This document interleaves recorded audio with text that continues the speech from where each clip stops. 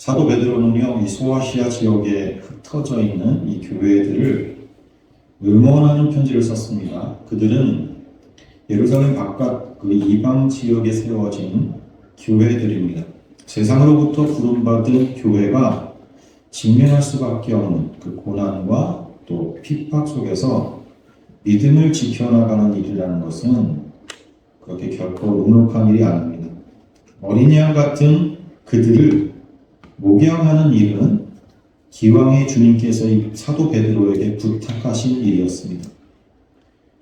그들은 지속적으로 양식을 공급해 줘야 하고 잘못된 길로 접어들지 않도록 돌봐야 하는 그런 어린 양과 같은 이들이었습니다. 편지의 내용은요, 바울과 또 야고보 또 요한과 같은 다른 사도들과 마찬가지로 위로와 격려를 담고 있습니다. 베드로는 서신의 그 전반부에서 구원론에 입각한 그 편지 수신자들의 그 정체성, 그걸 상기시켜 주었습니다.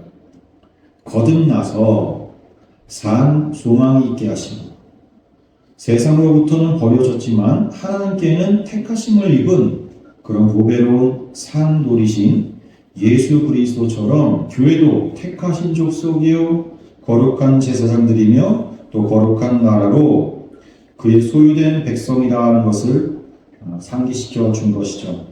그것이 편지의 서론 부분인 2장 10절까지의 내용이었습니다. 지난 시간까지 보았던 내용인 거죠. 이제 오늘 본문을 포함하는 2장 11절부터 3장 12절까지는요, 거듭난 그 하늘 백성으로서 세상을 향한 그 제사장이라는 정체성을 가진 요 성도들이 이 역사 속에서 어떻게 살아야 하는가에 대한 안내입니다.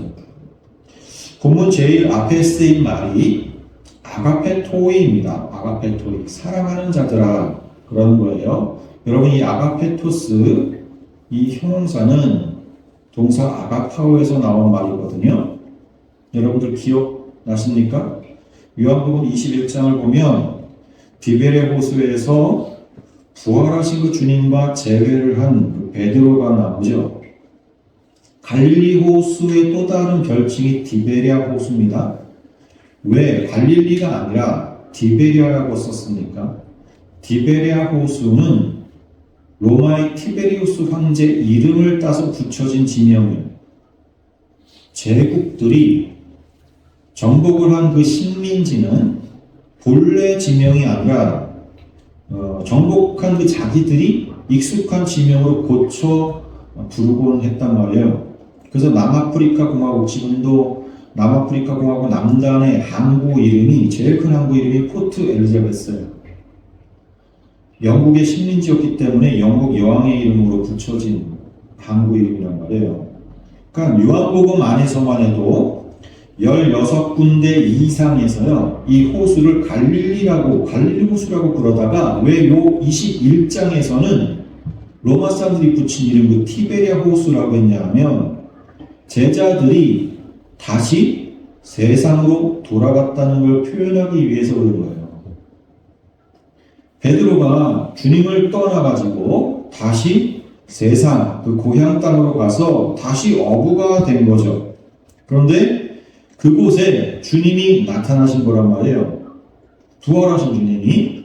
거기서 주님이 3번 물으셨잖아요. 네가 나를 사랑하느냐? 그때 아가파오 하느냐? 그렇게 물으셨는데 베드로는요, 한 번도 아가파오 한다고 대답하지 못했어요. 3번 다 필레오로 대답했잖아요. 아가파오는 못한다는 거였어요. 한결같이 무조건적인 사랑, 그게 아가파오인데 그런 사랑은 하나님이신 주님만 할 수 있는 거지 베드로 자기는 못한다는 그런 자기 부인의 답변이었단 말이에요, 그게. 근데 보세요. 지금 여기 베드로는 편지 속에서 아가파오 한다는 거예요. 예? 주님 앞에서는 아가파오 못한다더니만 성도들을 향해서는 다시 건강 떠는 베드로로 돌아간 겁니까, 이거 지금? 아니란 말이에요. 그 디베리아 호수에서와 이 편지를 쓰는 그 로마에서 편지를 썼으니까 그 사이에 어떤 일이 있었습니까? 예루살렘에서의 그 오순절 사건이 있었단 말이에요. 그리스도의 영이신 성령이 임했잖아요. 이제 베드로는 디베리아 호숫가의 그 베드로가 아닌 거예요. 성령이 내주하셔서 부활하신 그 주님과 연합이 된 상태란 말입니다. 거듭나서 그것이 그래서 새로운 피조물이 된다는 게 그런 거란 말이에요. 이 아가페 도이, 하나님의 사랑으로 사랑하는 자들아. 그리고 그들을 뭐 같은 자들이라고 또 부릅니까? 이 편지에서 벌써 3번째나 사용되는 표현이잖아요. 나그네. 거류민과 나그네 같은 너희를 권한다. 예? 1장 1절, 또 1장 17절, 그리고 여기서 또 3번째로 우리 성도는요, 이 세상에서 나그네라는 거예요. 나그네. 일찍이 구약에서도 하나님의 부름을 받은 그 아브라함, 또 야곱도 자신들을 나그네라고 표현했죠. 창세기 한번 직접 보겠습니다. 23장 그리고 47장에 있는 두 구절 같이 연이어서 보겠습니다. 시작. 나는 당신들 중에 나그네요 우거한 자니 청컨대 당신들 중에서 내게 매장지를 주어 소유를 삼아 나그네 죽은 자를 내어 장사하게 하시오. 야곱이 바로에게 고하되 내 나그네 길의 인생이 세월이 130년이니이다. 나의 연세가 얼마 못되니 우리 조상의 나그네 길의 세월에 미치지 못하나 험악한 세월을 거니었나이다 하고, 아브라함이 한 말이고 밑에는 야곱이 한 말이에요. 그들은 실제로 나그네로 살았어요. 자기 집 하나 벽돌로 만들어 놓지 못하고 그냥 텐트 생활했잖아요. 이곳저곳을 떠돌아다니며. 아브라함과 야곱은 하나님의 언약을 그야말로 복으로 받은 자들이었어요. 근데 그들 역시 이 세상에서는 그냥 나그네였던 거예요. 이렇게 나그네라는 것은 하나님의 백성들이 이 세상에서 갖게 되는 자기 인식인 거예요. 우리는 이 세상에 거하려고 사는 게 아니라 지나가려고 사는 거예요. 이런 자기 인식은 세상을 바라보는 가치관을 세우는데 기초가 되는 거예요, 여러분. 이 세상에서의 생각, 또 이 세상에서의 행동을 결정하는 중요한 잣대가 된단 말이에요. 내가 나그네라는 이 자기 인식은. 하늘 백성끼리는요, 같은 믿음, 같은 생각, 같은 가치관이 있는 거예요. 그 속에 한 하나님이 계시니까. 그럴 수밖에 없죠. 그래서 구약의 성도들과 신약의 성도들이 다 마찬가지로 나그네라고 있는 거예요. 세상 살고. 말씀을 봐도 율법으로 보지를 않고 예수로 보게 되는 그런 안목이 같아진단 말이에요. 성령이 안 계시니까 동의가 안 되는 거죠. 예수로 볼 수가 없는 거죠. 그러니까 서로 말도 안 통해요. 같은 성경인데 서로 다른 믿음인 거죠. 그런데 항상 하늘 백성은 소수예요. 그러니 외롭고 그 다수로부터의 핍박을 받게 되니까 고난의 삶인 거예요. 교회 밖에서 고난받는 게 아니니까요. 교회 안에서 고난받는 거예요. 다시 본문을 보면 나그네인 성도들에게 또 뭘 명령하고 있습니까? 영혼을 거슬러 싸우는 육체의 정욕을 제어하라. 여러분, 육체의 정욕을 제어하라. 육체가 원하는 대로 풀어놓지 말고 컨트롤하고 다스려라. 그러는 거예요, 지금 이게. 왜냐하면 이 육체의 정욕, 이게 살키콘 에피튜미온이라는 단어인데, 이 육체 원함, 육체가 원하는 것, 이게 영혼을 거슬러 싸우는 정체라는 거예요. 영혼을 거슬러 싸우는 정체. 이 원어를 보면 영혼을 거슬러 싸우는 요게요. 하이티네스 스투리아튜온 타임. 스트라티온타이, 그 다음에 카타테스, 푸시케스 이렇게 되어 있거든요. 익숙한 단어도 있습니까, 여러분? 이 하이티네스는요, 누구든지 사람이라면 누구나, 사람이라면 누구나 그런 뜻이거든요. 이 하이티네스 그런 말이고요. 우리말에는 요게 그래서 생략되어 있단 말이에요. 누구에게나 있는, 사람이면 누구에나 있는, 요게 생략됐죠. 사람이라면 누구나 스트라티온타이, 이건 스트라티온타이는 군인으로 복무하다 또 전쟁하다 그런 말이거든요. 그 다음에 카타는 뭐뭇과 대항하다. 무엇과 대항? 뭐와 대항하냐면 그 다음에 나오죠. 테스 푸시케스. 푸시케, 혼이죠. 혼. 혼과 대항해서 전쟁한다. 이 혼은 지금 성도들을 말하는 거니까, 성도들의 혼이니까 하나님의 영이 깃들어 있는 혼이죠. 그러니까 영혼이라고 번역하는 게 또 의미가 자연스럽게 전달되긴 하네요. 그렇죠? 다시 정리하면요. 사람이라면 누구나 영혼과 대항하여 전쟁하는 육체 원함, 그걸 제어하라 그러는 거예요. 사람이라면 누구나 육체 원함이라는 놈이, 육체 정욕, 육체 원함이라는 놈이 영혼에 대항하여서 전쟁을 한다는 거예요. 그렇기 때문에 그 육체의 원함대로 끌려다닌다면 그건 성도들의 영적 싸움에서 지는 삶인 거라는 거죠. 여러분, 우리는 이미 사단과의 전쟁에서요 승리했어요. 대장이 되시고 우리 예수께서 공생의 삶을 통해서 치르신 그 전쟁, 그 전쟁에서 승리하셨단 말이에요, 주님이. 주님께서는 공생의 초기 그 40일 금식 기도하신 직후에 광야에서 치른 그 사단의 시험, 그 전투에서 승리하신 이후에 최종적으로 십자가 사건으로 전쟁 전체를 이기셨어요. 전쟁에 이기셨다니까요. 그리고 그 전과는, 전쟁의 성과는 예수 안에 포함된 우리 모든 성도들에게 전가가 됐습니다. 하지만 전쟁에서 이겼다고 해가지고 모든 싸움이 끝난 게 아니에요. 여러분, 비근한 예로 지구상에서 가장 큰 규모의 전쟁은 1939년 9월 1일에 발발을 해가지고 1945년 8월 15일에 막을 내린 제2차 세계대전입니다. 유럽의 그 독일과 이탈리아 또 극동에 있는 일본이 삼국 동맹을 맺고 나서 제국주의적인 침략 전쟁을 일으켰습니다. 그래서 여기에 대항해가지고 영국, 프랑스, 미국은 나중이었죠. 미국, 소련, 중국, 여기가 주축이 된 연합군이 전쟁을 벌였단 말이에요.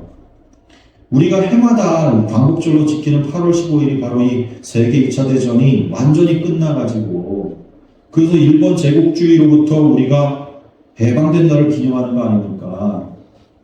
얼마 멀지가 않은 전쟁이에요, 이게. 그러나 이 세계 대전이 연합군의 승리로 결정지어진 전투는요, 그 유명한 노르망디 상륙 작전이었어요.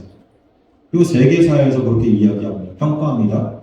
이 노르망디 상륙 작전은 1944년 6월 6일 날 개시가 됐고요. 그 노르망디 교두보가 완전하게 확보된 1944년 6월 30일에 종료가 됐어요.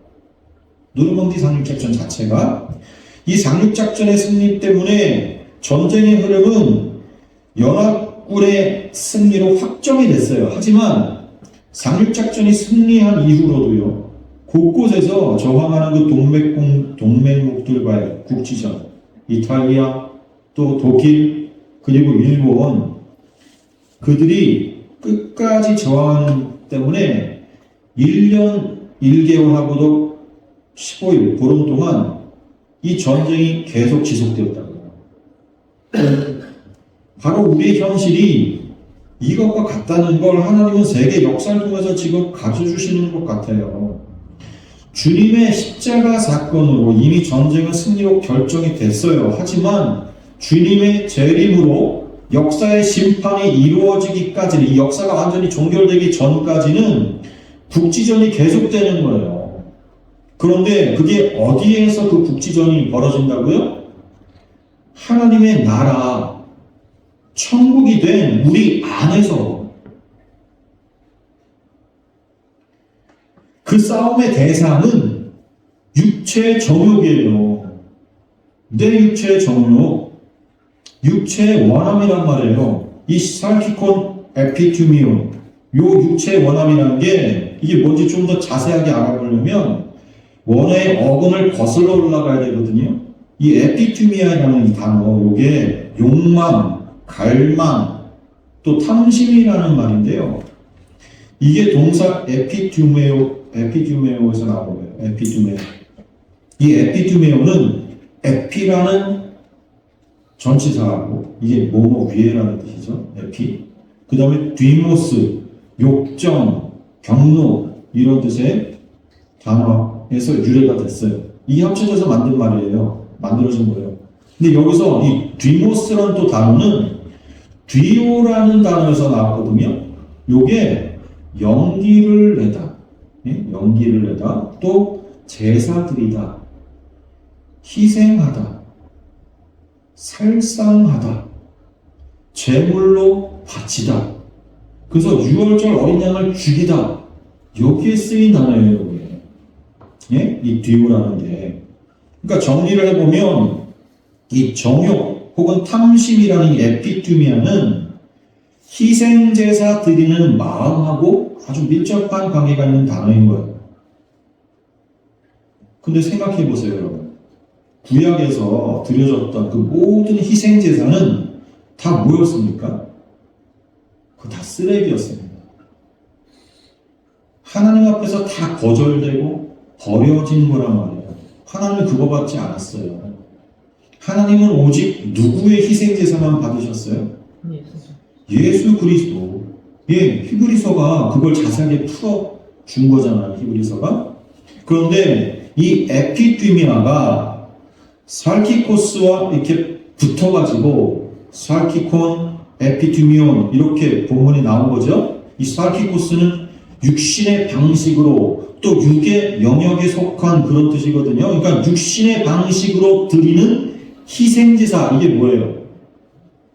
구약의 제사들이었잖아요, 대표적으로. 예? 구약의 모든 제사는 하나님께 내가 드리는 정성, 내가 드린 노력, 그게 하나님께서 이뻐하실 만한 가치 있다고 여기면서 드린 제사들이었다고요. 그게 세상의 방식이에요. 살키코스. 세상의 방식. 그러니까 이 육체의 정욕이란 말은 비종교적이고 또 비도덕적인 것들에 대한 말이 아니에요. 예? 육체정욕이란 것이, 그런 것들은 세상에서도 정죄를 하고 피하는 것들이에요. 그건 진짜 못된 사람이나 그렇게 하는 거죠. 예? 사람이라면 누구나 당연히 나쁘다고 생각되는 것들을 가리켜서 육체 정욕 그렇게 하는 게 아니란 말이에요. 이건 종교적이고 도덕적인 영역의 것을 말하는 단어예요. 예? 육체 정욕, 이것은 사람의 눈으로 보기에는 오히려 기특한 거라니까요.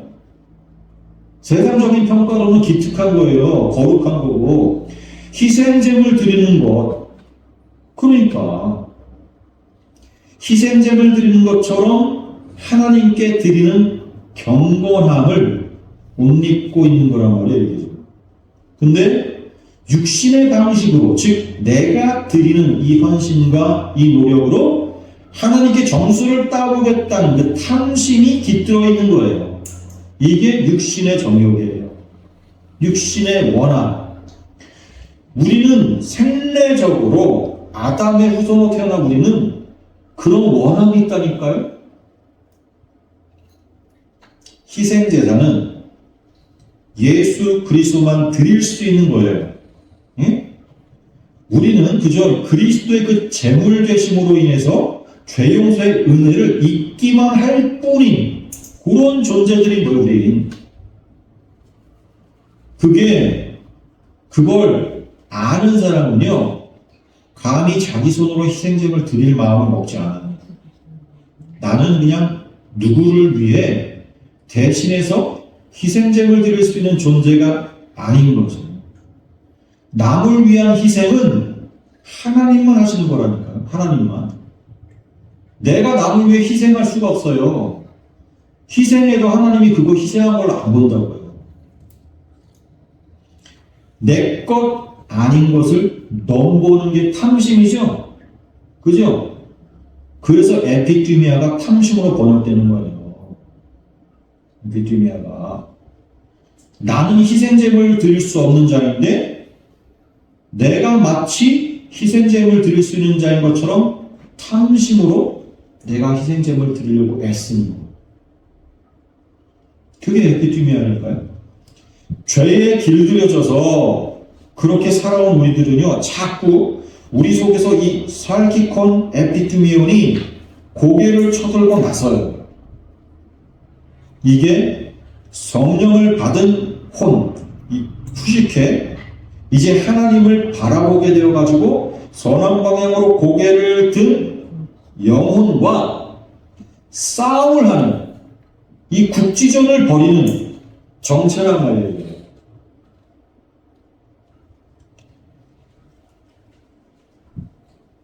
이제 한 절 끝났는데 그 다음부터는 쉽습니다.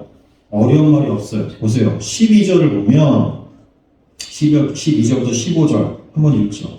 한번 천천히 읽겠습니다. 시작. 너희가 이방인 중에서 행실을 선하게 가져 너희를 악행한다고 비방하는 자들과 하여금 너희 선한 일을 보고 보시는 날에 하나님께 영광을 돌리게 하려 함이라. 인간의 모든 제도를 주를 위하여 순종하되 혹은 위에 있는 왕이나 혹은 그의 악행하는 자를 징벌하고 선행하는 자를 포상하기 위해 보낸 총독에게 하라. 그 선행으로 어리석은 사람들이 무식한 말을 막으시는 것이라. 네. 좀 긴데 요걸 정리를 잘 하시면 돼요. 거기 행실을 선하게 가져. 이방인 중에서 행실을 선하게 가져. 행실을 선하게 가져야 한번 괄호를 밑줄을 그어보시고 그 다음에 주보에 있잖아요. 그 다음에 그 12절 끝에 있는 하나님께 영광을 돌리게 하라. 거기에다가 줄 쳐보세요.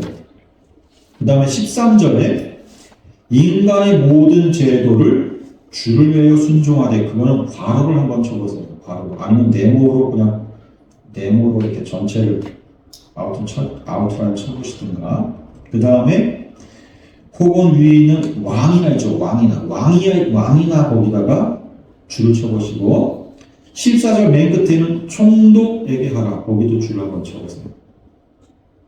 이렇게 놓으시면, 그리고 한번 들어보세요. 자, 12절에 너희가 이방인 중에서 행실을 선하게 가져. 여기 행실은요, 아나스트로페예요. 이거를 많이 들어보셨죠? 세상에서 배운 삶의 방식이에요. 이 아나스트로페는. 세상에서 배운 삶의 방식. 그러니까 이 행실은 세상 모든 사람들이 이렇게 사는 거다 그래가지고 배워서 익혀서 똑같이 사는 그 삶의 방식이에요. 누구나 그렇게 살아가는 방식. 이게 아나스트로페. 이게 행실이에요. 너희가 이방인 중에서 바로 그 행실을 선하게 가져. 선하게. 그러니까 그 행실을 이상하게 변칙적으로 또는 악한 방식으로 하지 말라는 거예요. 선하게. 이방인들 사이에서 칭찬들을 만한 세상 수준의 착한 행실이에요. 그러니까 요거는. 예? 세상 수준의 착한 행실. 13절에 또 그러죠. 13절에. 인간의 모든 제도를 주를 위하여 순종하되 그러죠. 이게 같은 맥락이에요. 보세요.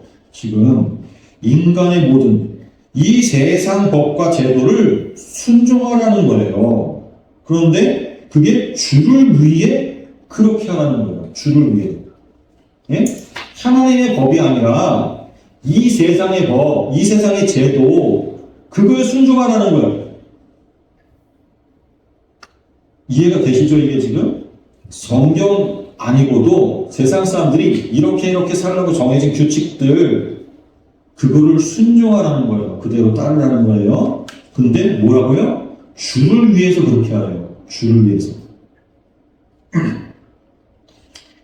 이 세상 법과 제도에 순종하는 이유가 주를 위해서 그렇게 하랬어요. 그 다음에 13, 14절을 보면 주를 위해서 세상 왕과 아까 줄 쳤죠? 세상 왕과 그 다음에 14절에서는 총독에게 순종하라 그래요. 이건 세상 권위자들입니다. 그렇죠? 세상을 다스리는 대표자들 아닙니까? 세상 왕은 우리나라의 왕이고 총독은 당시 그보다 더 큰 로마 제국에서 보낸 통치자 아닙니까? 아무튼 법과 제도를 가지고 우리를 통치하는 사람들이에요. 우리가 법과 제도를 어기면 누구에게 잡혀가요? 이 왕과 총독이죠. 그렇죠? 그리고 15절에 그러죠. 왜 그래야 하냐면 선행으로 어리석은 사람들의 무식한 말을 막으시는 것이라 그러죠. 이게 12절에 그 비방하는 자들과 연결되어 있는 말이에요. 예? 보세요. 세상 사람들이 성도들을 비방합니다. 여기 지금 그렇게 써있잖아요. 비방해요. 왜냐하면 거듭나서 새로운 피조물들이 되었기 때문에 그래요. 거듭나서는 이전과 다른 생각, 다른 선택, 다른 말, 또 다른 행실이 나오거든요. 예? 이전과 달라지는 거예요. 거듭나면. 그러니 주변 사람들이 의아해합니다. 이전에는 함께 어울렸던 모임을 자꾸 피하고 나오질 않아요. 예? 예를 들면 보세요. 당시 어떤 일이 있었는지. 당시 이방에서는요, 이방의 신들을 섬기는 방식이 음란하고 부도덕한 방식을 취했어요. 신전에서 일하는 남창과 매춘부가 따로 있었죠. 그들과 음란한 난교를 즐기는 게 신께 제사하는 절차였어요. 그러니까 신 앞에 제사를 드리러 가면 그 남창들과 또 매춘부들과 음행을 저지르는 그것이 신을 예배하는 절차라니까요. 그리고 제사에 쓰인 그 고기와 술로 잔뜩 취하고 육체적인 탐닉을 일삼았단 말이죠. 그게 신을 경배하는 방식이에요. 그런데 거듭나서 보니까 그게 하나님 앞에 추악하고 무서운 죄라는 걸 알게 되었어요. 배우게 된단 말이에요. 발을 끊죠. 그건 곧 이방신에 대한 모독이고요. 배교적인 행위가 되는 거예요. 여태까지 같이 멀쩡하게 함께 제사했던 이 사람들이 예수 믿고 나서 발을 끊고 함께 그런 거 안 한단 말이에요. 또 당신은 엄격한 신분사회였습니다. 주인이 종을 부리고 또 착취하는 건 아무런 허물이 아닙니다. 근데 그리스도 안에서 하나가 된 주인도 노예도 예수 믿고 나서 한 예배를 드리고 한 식탁에서 음식을 나누면서 서로 사랑하고 아껴줘요. 그러면 그걸 보는 세상 사람들은 어떻겠어요? 우리나라 같은 경우에도 과거에 조선시대 때 그거 있잖아요. 반상의 도리를 어지럽히는 악한 자로 낙인 찍히는 거예요. 그건. 부부 사이에도 당시 아내는 남자의 재산 목록 중 하나일 뿐이었어요. 근데 남녀가 평등하게 인격적으로 존중받는 그런 파격적인 교회의 모습이 어떻게 보이겠냐고요, 세상에. 이건 세상 질서를 어지럽히는 거예요. 그 자체로 공격의 빌미가 되는 거예요. 그러니 세상은 교회를 악행한다고 비방하는 거예요. 그 자체가 악행이에요. 진짜 세상의 기준에서는 악행. 나쁜 일 해서 비방받는 게 아니에요. 악한 세상 속에서 그렇게 악한 세상과 같이 가지 않는 그 자체가 하나님 앞에서는 선행인데, 선한 삶인데, 하나님께서 원하시는 선한 삶. 그런데 세상에서는 악행인 거예요.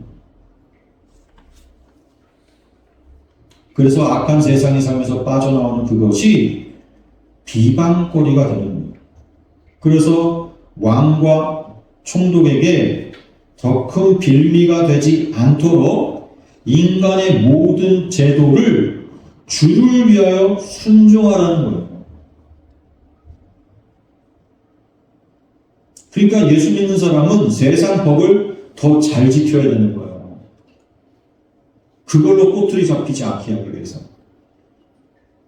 그래서 지혜가 필요했단 말이에요. 하나님 안에서 거룩하고 성결한 그런 비둘기 같은 삶을 살면서도 세상 왕과 총독에게는 미움받지 않는 그런 뱀 같은 지혜가 필요했단 말입니다. 인간의 모든 법과 제도를 순종함으로써 이방의 그 이웃들이 무차별적으로 보내는 그 비방과 미움에 방어가 되도록 하라는 거예요. 왕과 총독이 방어를 해주는 거예요. 16절 보세요. 그 다음 16절 같이 봅니다. 시작. 너희는 자유가 있으나 그 자유가 악을 가리는 데 쓰지 말고 오직 하나님의 종과 같이 하라. 자, 우리는 오직 믿음으로의 신앙으로 구원을 받은 성도들이에요. 그렇죠? 오직 믿음으로 구원받는다는 이 교리는 신자의 삶에서 행위를 도대체 어디에 위치시켜야 하는가의 문제를 일으켜왔어요. 그래서 종종 행위를 필요 없는 것처럼 오해하기도 만든단 말이죠. 사람이 어떤 선한 행위로 구원받는 게 아니라 오직 믿음으로 구원받는 것이라면 도대체가 이 선한 행실을 해야 하는 이유가 뭐냐는 거예요. 그것에 대한 답이에요. 오늘 본문이. 우리는 구원받기 위해 선행을 하는 게 아니에요. 그러나 구원받았기 때문에 선행을 하는 거예요. 구원받아서 거룩한 하나님의 백성이 됐기 때문에 거룩한 백성처럼 살기를 연습하는 거예요. 이 세상에서. 그것은 우리 안에 들어오신 성령님께서 소원을 품게 하시고요. 또 그 성령님께서 그 행위를 내놓게 하시기 때문에 그래서 우리는 선행을 하는 거예요. 그게 하나님의 종이 될 자유를 행사한다는 거예요. 보세요. 하나님의 은혜와 사랑에 감동이 돼가지고 자원하는 마음으로 하나님의 종이 되기를 스스로 선택하는 것, 그게 자유의지로서 하나님의 종 되는 것이란 말이에요. 그리스도인의 선행은 하나님의 종이 될 자유에서 시작이 된다고 그래서 더 이상 내 선행으로 쌓이지 않고 주인 되신 하나님께 영광 돌려지는 삶이 되는 거예요. 내가 하나님의 종 되었기 때문에 이제 내가 하는 그 모든 행위는 하나님 책임이기도 하고 내가 하는 모든 선행도 하나님 영광이 되는 거예요. 하나님의 종이니까 나는 이제 내 소유가 아무것도 없다니까요. 내 게 없어요. 그래서 그리스도인은 하나님의 종으로서의 삶을 살기 때문에요. 무슨 일을 하든지 또는 무슨 짓을 하든지 다 괜찮아요. 자유롭게 할 수 있어요. 예? 세상 사람들이 손가락질 하는 짓도요, 할 수 있다니까요, 사실은. 근데 하나님의 종이 되었기 때문에 하나님께서 우리가 한 짓에 대해서 하나님께서 간섭하세요.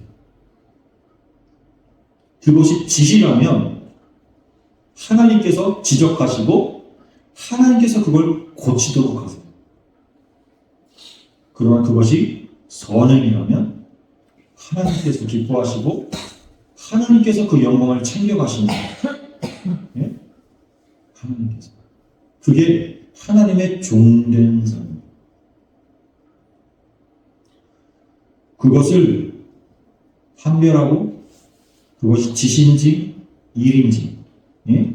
그것이 하나님 앞에 잘못된 행동인지 옳은 행동인지 그걸 판별하고 우리에게 깨닫게 하시는 분이 우리 안에 성령입니다. 그게 그리스도인이에요. 하나님의 종된 자들. 그래서 하나님의 종된 자들은 자유롭다는 거예요. 뭘 해도 된다는 거예요. 거기에 성령님이 간섭하세요. 잘못할 땐 때로 우리의 가슴을 치며 울게 하기도 하시고 또 깊은 후회에 빠지게도 하시고 또 그 잘못된 일에 대한 결과로 돌아오는 외적인 괴로움과 고통을, 물리적인 고통을 느끼게도 하세요. 그래서 그 잘못된 행동을 반복하지 않고 하나님 앞에서 깨닫고 다시는 그런 짓 하지 않도록 우리를 성령님께서 이끌어 가신다니까요. 이게 여러분 하나님 앞에서 자유롭게 살 수가 있게 됩니다.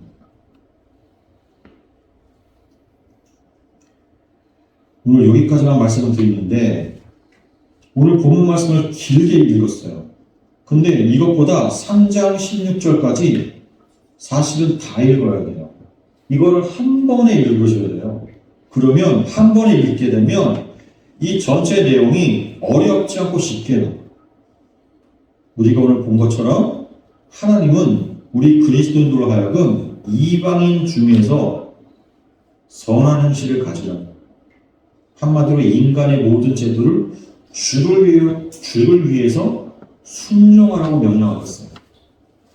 그건 무엇 때문이에요? 세상 사람들 속에서 보세요. 12절 우리가 지금 다루지 않았던 맨 마지막에 있는 부분 12절 맨 마지막에 있는 부분 너희 선한 일을 보고 오시는 날에 하나님께 영광을 돌리게 하려 함이라. 하나님의 영광. 여러분 이 영광이라는 말의 뜻을 아시죠? 독사라는 것은 하나님께서 하나님의 속성을 우리에게 보여주심으로 그 속성이 우리 가운데에서 와 이것이 하나님의 속성이구나 너무나 감사하다 해서 그 속성이 우리 가운데서 다시 반사돼서 나오는 걸 봐요. 그러니까 내 안에서 하나님의 성품의 감화가 돼가지고 내 안에서 그 하나님의 성품이 닮아져서 나오는 거예요. 이게 하나님의 영광이거든요. 여러분이 이방인 가운데서 선행을 한다는 것은 이방인들 가운데서 하나님의 성품을 드러낸다는 거예요. 하나님의 성품이 예수 그리스도 안에서 가장 확실하게 드러났거든요. 예수 그리스도는 어떤 분이에요? 이 땅에 오셔서 아버지의 말씀, 아버지의 뜻대로 온전히 순종하신 분. 예수 그리스도는 이 세상을 왕이시며 하나님이신데 어떻게 사셨어요? 섬기며 사셨어요. 바로 그게 핵심이에요. 예? 이방인 중에서 선행을 한다는 것은 이방인들, 아니 타인 모두를 향하여서 섬기는 삶을 사는 거예요. 그게 하나님의 영광, 하나님의 성품을 드러내는 거라니까요. 우리가 세상 모두를 섬길 때 섬기는 건 누구만 할 수 있다고 했어요? 그게 왕의 일이라니까요. 예? 모든 능력, 전능, 전지를 갖고 계신 하나님이 섬길 수 있는 거예요.